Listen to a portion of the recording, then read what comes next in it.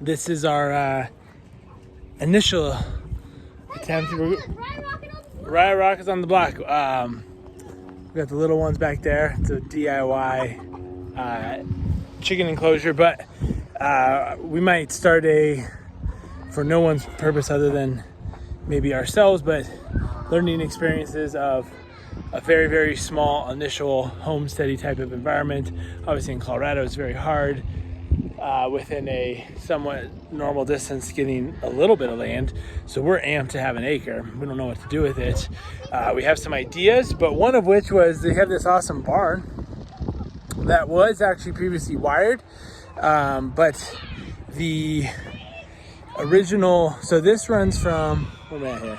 So that runs from the house, from the garage. It was ran over to here, and then basically it's kind of daisy chained to go to this tack shed, which was previously just like a livestock enclosure, and then this barn. But it had this conduit that was metal, and just years of water running down the conduit over here, it ended up rusting and eroding the conduit, of which that expansiveness and breakdown just ended up eating into the UFB wire that ran to the barn. And so we wanted to utilize that as not a workshop, but an area that I can put some tools in and do some various things. So I did not know it was there. I could have spliced it, but the whole conduit it was probably about 2 feet, and it was this 90-degree elbow, and it was so rusted through, and it was thick enough where I couldn't really bend or break it or cut it. So we used a cutting wheel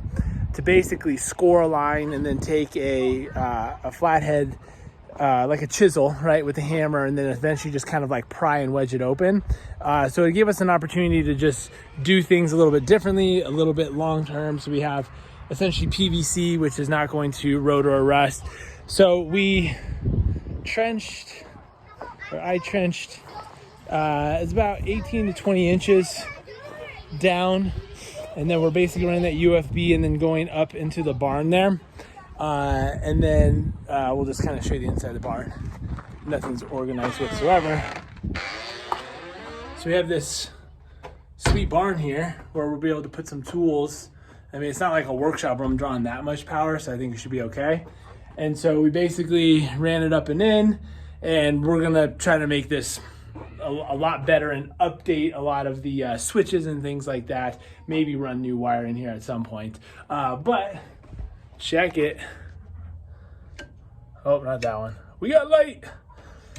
And then which means the outlets work. So that was our, say, first big project. And, you know, gonna give you a rundown. We don't know what we're gonna do here. This is where our septic leach field comes out, but it's awesome. We got Cherokee and Moon over there. We have the start of a few garden beds over there, some planters, so on and so forth. We're thinking this space in front here will mulch or rock to some point. We'll have a playhouse, a trampoline. Back in between the tack and the barn is we're gonna make it kind of like a nature playground. So we'll have some various logs and different things the kids can climb on. Hopefully right in front of the house here, we'll have somewhat of a grassy area. Unfortunately, as you can see back here, we just get scorched with the sun. We have absolutely no shade back here. So the thought of adding grass and everything seems a little daunting on that. And then that's the unknown. Everything over there, we're basically starting with half to 2/4 of the plot. And so we want to do, and then over here, we're gonna put the coop on the side of the tack house right there.